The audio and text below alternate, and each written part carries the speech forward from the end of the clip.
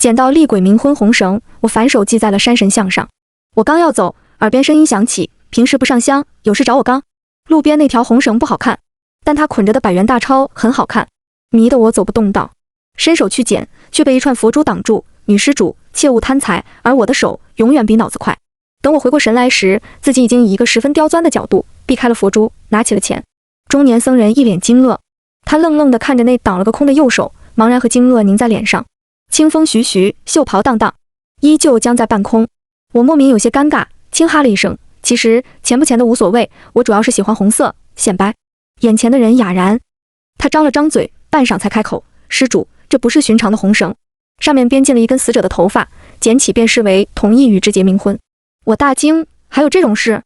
中年僧人看我脸色变了，表情才稍稍正常一些，正想继续说下去，却被我打断。我犹犹豫豫，那鬼帅吗？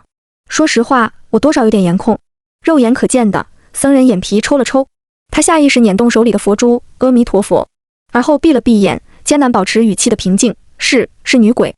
我愣住，原来这是人家的嫁妆，不是聘礼呀。我做事就要放下红绳和钱。那我走。僧人神色缓和了点，但随即就摇了摇头，眼神里流露出几分怜悯。施主既然拿了，虽然不是男子，但也已经和那女鬼染上因果。今晚他必定会去找你，上你的身，借你的命。他轻叹一声，此鬼怨念缠身，戾气冲天。贫僧法力微薄，渡不了他，无奈只能守在这里，防止有人碰红绳。可现在他双手合十，向我行了一礼：施主好自为之。说完转身就走。身边的发小陈烟急了，伸手拉我：安贝贝，快去追呀！宁可信其有，不可信其无，还不让大师帮忙想想办法。人呢？只不过是扭头和我说了几句话，他在向街上看去时，就没了那僧人的踪影。这可怎么办？陈烟眉头紧锁。我拍了拍他的肩膀，示意不要慌，放心，山人自有妙计。他将信将疑：什么妙计？我神秘一笑，拉着陈烟就直奔山神庙。就算你是想要烧香拜佛保平安，也应该去有名气一点的庙吧。这儿，陈烟左顾右盼，欲言又止。无他，实在是因为我带他来的地方香火不旺，有名气的地方还要收门票。我挑了挑眉，况且门庭冷落也挺好，方便办事。他呀了一声：办事。我郑重点头，确定周围没有其他人后，上前几步，三下五除二就把红绳系在了山神像上。陈烟，他瞪大眼睛，满脸都是不懂但大为震撼的神情。我满意的拍了拍手，搞定。刚要往外走，耳边突然有道飘渺男声响起：平时不上香，有事找我刚。脚步微顿，我瞥向四周，没人啊。而陈烟，他像是毫无所觉一样，嘴里正念念有词：贝贝，你这样确定没问题吗？山神会不会生气呀？生气？我这样好像确实不太好。沉思片刻，还是决定转身。我对着神像就是一抱拳：有事你先刚，日后来上香。陈烟再次沉默了一会，这个日后是不是不太妥？我明白他的意思，纠结很久，向庙旁边的卖香处走去。经过和老板的一番讨价还价后，用刚捡来的100块中的1块钱买了支香。我将其点燃后插在了香炉里，他自己立在那儿，孤零零，颤巍巍。陈烟不忍直视，在旁边嘴角直抽：不是，别人上香上一把，你这一支。我眼观鼻，鼻观心，煞有其事道：你不懂，心意最重要。他翻了个白眼：你呀，又准备把钱留着给院里的孩儿买吃的，真是守财奴，散财命。我眯起眼，半斤8两。前2天院长还跟我说你给他打款了。陈烟撇撇嘴，打断我：走了，天都快要黑了。我轻笑，跟上。身后的香忽闪忽灭，散出来的烟有意无意地往山神像的方向飘。下山时，陈烟还是有些担心，他支支吾吾：要不然今晚我陪你住。我摆了摆手：方野今天生日，你可不能放人家鸽子。放心吧，我没事。回到家简单洗漱后，我就昏昏沉沉地睡了过去。前半夜确实相安无事，可等到了后半夜，我开始做梦。梦里周遭雾蒙蒙，空荡荡的，只有一处散发着些许微弱亮光。走近才发现那是座庙。好像有点眼熟啊。我一拍脑袋，白天刚拜过，可进去后却没有看到本应该坐落在中间的山神像。奇怪，去哪儿了？我正疑惑地探头探脑，猝不及防之下，你是在找我吗？一股淡淡草木香不知什么时候萦绕了四周。猛地转头，这次和白天不同，我看清了那人，长身玉立，眉眼精致，好看。我有些迟疑地拉长了尾音。那人冷哼一声：怎么没认出来？我抿唇：你误会了，我是想问，突然在别人耳边说话的这个习惯能不能改改？这样不好。安静。眼前的人怒极反笑：你跑到我庙里，把事推给我刚，现在还要跟我计较这个？他的庙山神。我下意识回道，烧过香了的。不提不要紧，一提那人更气了，一支香你也好意思说？他轻身上前，颇有些咬牙切齿，别的先不提，让我刚就算了。你红绳还记得死结？我眨眨眼，离得近了才留意到，这人身上的衣衫好像有些破烂凌乱啊。我心虚的后退2步，你被那女鬼糟蹋了。话音刚落，对面人的脸就黑了。他伸手一点，我身体不受控制的往前掠去，直直撞上了那宽阔的胸膛。死，还挺有料，怪不得女鬼爱糟蹋。你说谁背？后面那2个字对这人来说似乎难以出口。顿住后，他怒气更盛。我求生欲上线，连忙把头摇成拨浪鼓状。不是你，被霸王硬上弓的绝对不是你。轰！整座山神庙狠狠晃动了一下，我这是和那女鬼打斗打的。近在咫尺的那张神颜暴跳如雷。我小鸡啄米似的点着头，啊，对，你虽然打不过，但还是很顽强地保住了自己的清白。话还没说完，眼前的人直接伸手把我嘴捏了起来，闭嘴，要不然我怕自己会忍不住草菅人命。我识趣，在嘴边比了个拉拉链的动作，他才深吸口气，恼怒道：刚和天宫那些老家伙缠斗过，我神力10不存1，再加上有红绳牵制，伤不了那女鬼，要不然我弹指间就能灭了她。说着说着又望向我，你打的死结真是用心了呀。我讪笑，这不是怕系不紧，那红绳跟着我吗？他呵了一声，解开死结后，我才堪堪把他困在庙外。要不了多久，他就会挣脱开。你醒后需立刻给我上香，有香火蕴养，我神力才能快速恢复。我下意识捂住了都。这一动作让面前人双眸微眯，要钱还是要命？我不假思索，要钱。他沉默了，半晌才悠悠开口：你朋友在庙里也留了气息，难保那女鬼之后不会找上他。我神情无比恳切，怎么称呼？戏女，诚心上供。话音刚落，眼前的一切开始崩塌溃散，耳边先是传来了声轻斥，而后那个声音变得飘渺无名苍木。我猛地惊醒，缓了一会儿后起身就出门买香。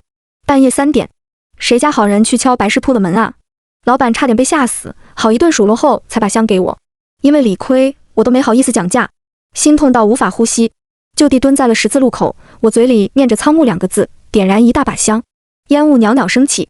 片刻之后，空无一人的街道突然变得扭曲虚幻。等反应过来时，自己又置身于了庙中，香还是那么劣质。苍木看过来，抱怨意味明显。我挑眉，你也没少吸。没等他回话，一旁传出了呜呜的哭声。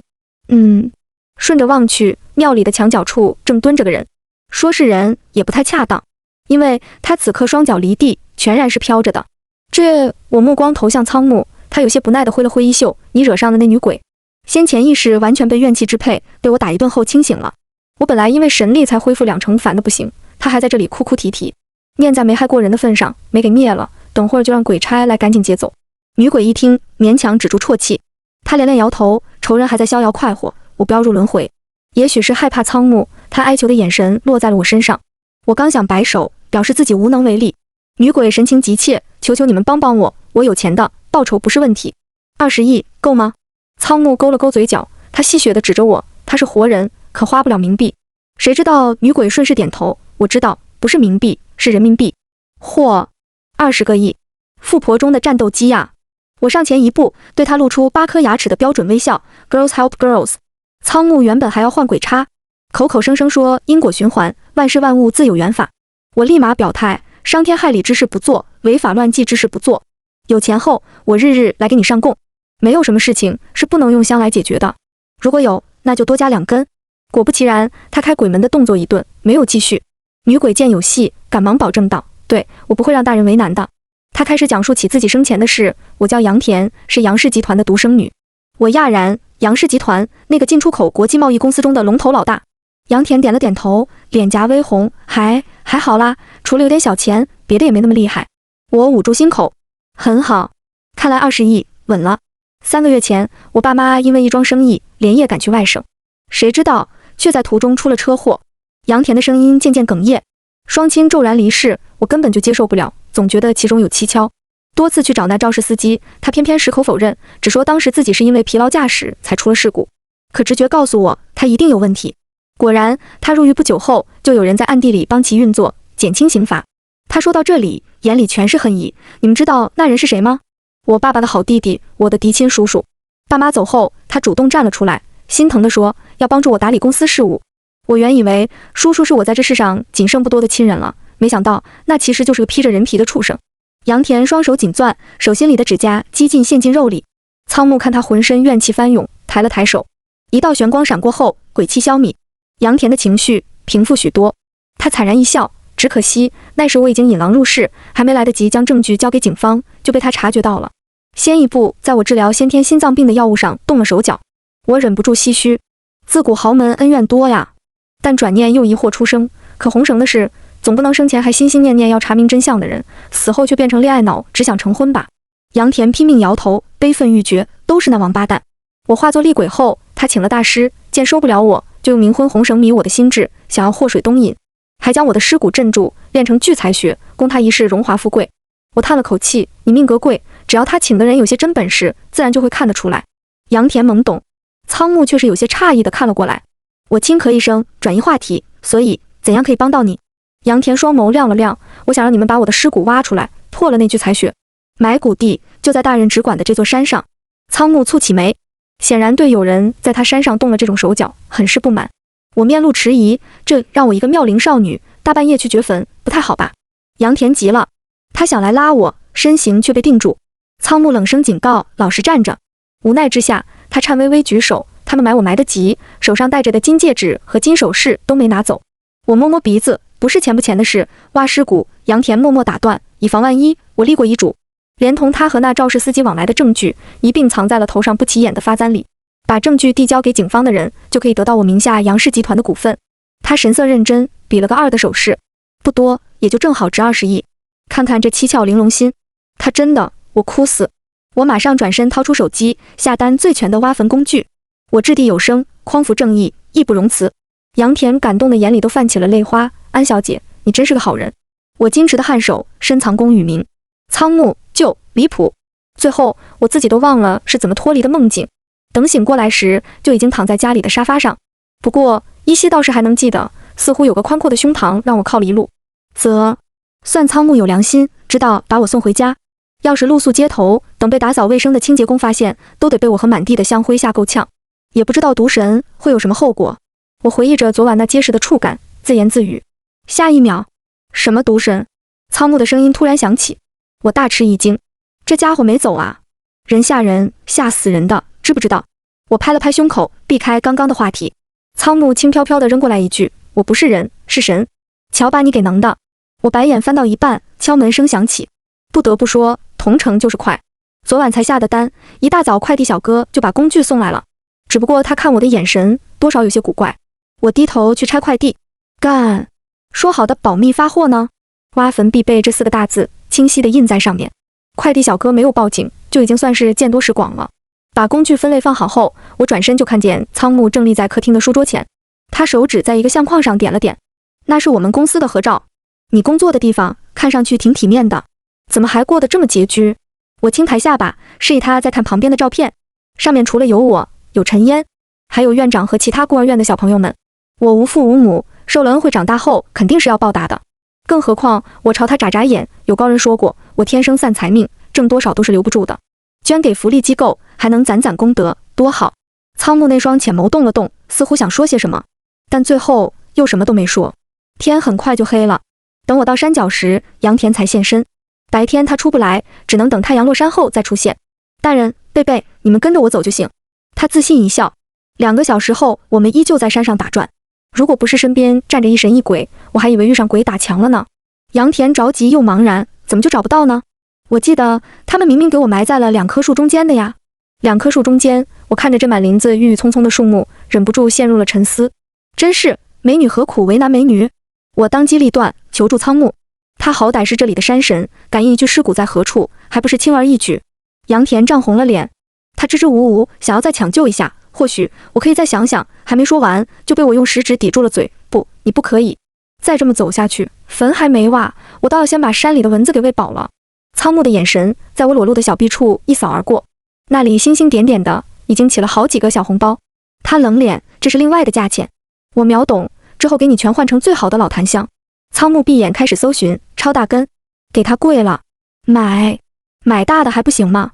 山神牌导航，贵，但好用。不到5分钟，我们就找到了埋骨地。对，是这儿。杨田指着面前2棵树，一高一矮，我就说我没记错。我看他脸上的认真，不似作伪，忍不住问了一句：田啊，你以前自己出过门吗？他秀气的眉毛拧起，为什么要自己出门？没有司机吗？哦，原来是路痴啊。那没事了。我冷漠地终结这个话题，扛着铲子就开挖。杨田粉拳紧握，在旁边给我打气，加油！贝贝，用力，不要怜惜我。呲啦！我手一抖，铲子差点没砸到自己的脚。不是，这话可不兴喊啊！仓木额角的青筋跳了跳，他双眸微眯，仅一眼，杨田就立刻闭上嘴，甚至因为害怕，开始控制不住地打起嗝来。嗝，卡踏，嗝嗝，卡踏卡踏。我的刨地声和他的打嗝声完美地凑成了二重奏，优雅，真是太优雅了。直到铲子发出一声沉闷的摩擦声，挖到了。瞬间，一神一鬼都看了过来。我刚要用力把土层挑开，眼前就蓦地多出一团黑影，速度奇快，直冲面门。贝贝，耳边响起杨田的喊声和风声。等我回过神时，腰被搂住，草木香气争先恐后地往鼻子里钻。苍木衣袖翻飞，刚刚窜出来的那团黑影发出一声惨叫，化成了虚无。有没有被伤到？见我摇头，他才松开手，爱财的同时，能不能也顾及一下自己的小命？要是被那尸鼠咬到，你这凡人之躯不出片刻就会因尸毒攻心而死。细听之下，竟从这话里听出了几分别扭的关怀之意。也正是因为这样，我难得的缩着脖子没有反驳。苍木见我盯着他，下颌微微紧绷，看什么看？低头。我不服，干嘛？他深吸口气，你头发乱了。我下意识伸手去摸，没乱啊。苍木直接伸手去推我的脑袋，我整个人就往后仰去，摔了个四脚朝天。曹，之前应该骂回去的。我没好气地爬起来，隐约听见他在嘟囔着什么我乱了之类的。呵，乱不死你。等我扭过头，就看到杨田再无嘴了，那笑容简直一言难尽。还笑？赶紧来找你的簪子，20亿可还在土里埋着呢。这两人能不能靠点谱？下山时我笑得见牙不见眼。发财了。杨田抱着自己的尸骨，有些伤感。看他这样，我都不好意思乐了。刚准备安慰两句，他哀怨无比道：这白骨太干瘪，我之前可是36弟呀。我一脸懵，错付了，告辞。仓木明显也看不下去，他一步踏出，径直消失在眼前。明天一早我就去警局，等事情结束后再把你的尸骨厚葬。我象征性地安抚了下杨田，转身去拦出租车。他在身后喊道：棺材要用金丝楠木，其他的我睡了会过敏。脚一滑，我直接摔进车里。司机晃了晃脑袋，奇怪，怎么感觉耳边嗡嗡的？杨家别墅，有人敲响了2楼主卧的房门。下一秒，滚！男子怒斥声从里面传出。管家苦着脸，咬牙道：先生，方大师来电说山上的坟被人动了。话音刚落，屋内安静了一瞬，紧接着房门被打开，杨天成衣衫不整地走出来，身后还跟着个性感的年轻女孩。他满脸惊怒，你说什么？半个小时后，身穿道袍的中年男人赶到，一见他，杨天成就迎了上去。方大师，我派人去看过，尸骨不见了。这方崇抬手直接打断，尸属死了，那人就是奔着尸骨去的，坟边定还残存着些许气息。别急，我有办法找到他。说完，轻拍袖袍，周围阴气四溢，有只面目狰狞的鬼物从他的袖口飘了出来。回到家后，我小心翼翼地把簪子放好，翘起二郎腿，美滋滋刷起了手机。只不过待着待着，就感觉浑身冷飕飕的。现在可是夏天啊，空调都没开，室内温度却低得像冰窟一样。我搓了搓胳膊，狐疑的从衣柜里搬出了几条毛毯。不管了，快乐第一位。2个小时过去后，人越来越精神。刚想起身倒杯水，耳边突然有个声音阴恻恻地问：你还睡不睡了？我心里一惊，这么嘶哑难听，肯定不是仓木。但紧接着身子就被往旁白一拉，熟悉的面孔出现在眼前。我诧异，你进入换声期了？他嘴角抽了抽，伸手向半空中抓去。下一刻，空空荡荡的地方现出个枯瘦鬼影，全身黑气萦绕。他正满脸怨毒地看着我。仓木眼底泛起冷色，扬手就捏了个法诀。那鬼影瞬间蜷缩成团，脸上的五官狰狞地挤在一起，发癫似的直颤。嘶，看着都疼。我讷讷道：这怎么有只眼鬼？仓木凝眸望来，意味深长，你懂得挺多。没等我接话，他又继续说：既然认识是眼鬼，那也知道他必须得入梦才能勾人魂魄吧？安贝贝，你可以呀，让负责压床的鬼凌晨3点还在看着在床上刷手机的你。我眼神飘忽间不慎和那鬼影对上，他叽里咕噜骂得可脏了。我无辜摊手，真的不怪我。还有4个小时20分钟58秒就要变成富婆了，这谁能睡得着？眼鬼族，当然不是被我气死的。仓木见他张牙舞爪，还想扑过来，抬手就给灭了。那邪道豢养的这鬼物，害过不少人命。当猪，杨家。方崇浑身一震，偏头猛地吐出大口鲜血。鬼气反噬。他眼里闪过惊惧，看来是踢到铁板了。杨天成吓了一跳，惶惶不安起来。大师。方崇目光阴沉，起身就走，这事我管不了了。只是他刚迈出杨家大门，倏地就被一道雷电劈中，整个人在须臾之间成了焦炭。追出来的杨天成猝不及防之下没刹住，直接撞上去，那堆焦炭瞬间散落在地。哇哦！我从仓木凝出来的水镜中目睹了全过程，真是尸体哇哇凉，骨灰轻飞扬啊！他手一挥，画面消失，邪道也当猪。我竖起大拇指，给你点赞。将证据交到警察局后，警方很快就立案侦查。据说杨天成是在机场被逮捕的，他做贼心虚，连夜就想逃往国外避风头。警察抽丝剥茧，真相水落石出，3条人命足够杨天成将牢底坐穿了。还有那个肇事司机也被重判。他们收监的当晚，杨田没在庙里，仓木被我用老檀香哄住，睁一只眼闭一只眼。第二天，他才哼着小曲飘了回来。我挤眉弄眼，怎么样？杨田眉飞色舞，可惨了。两人嗷嗷嚎，狱警气得拿警棍啪啪揍。仓木咳嗽2声，他立刻撇清，我什么也没干，就友好的和他们打了声招呼而已。我眯起眼睛，你确定？杨田扬起下巴，当然。为了表示友好，我都把头摘下来给他们鞠躬了。牛，一本正经吓死人的天赋型选手啊！仓木也没想真的追究，他正色道：事情已经了结，你该入轮回了。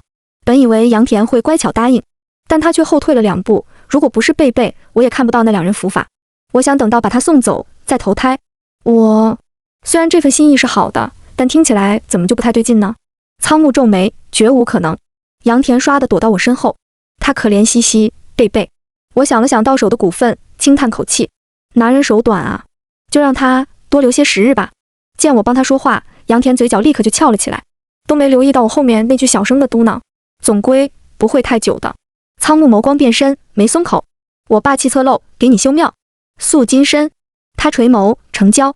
20亿的股份所属权变更，再加上其中充斥着浓烈的豪门恩怨色彩，这件事一下子就冲上了热榜。电话那头，陈烟发出了土拨鼠叫：苟富贵，勿相忘。我大手一挥，直接画饼：女人，你的福报来了。他嘿嘿的笑，说明天就辞职，帮着我一起交辞呈。我当即制止，为了那点钱，还值得跑一趟。陈烟甜甜应道：你是富婆，听你的。沦陷的不只是他。自那之后，我身边突然冒出了很多追求者，酷帅狼狗、可爱奶狗、深情暖男，各种类型，可谓应有尽有。有的为献殷勤，甚至追着到了山神庙。我只想送姐姐花，不会打扰到姐姐上香的。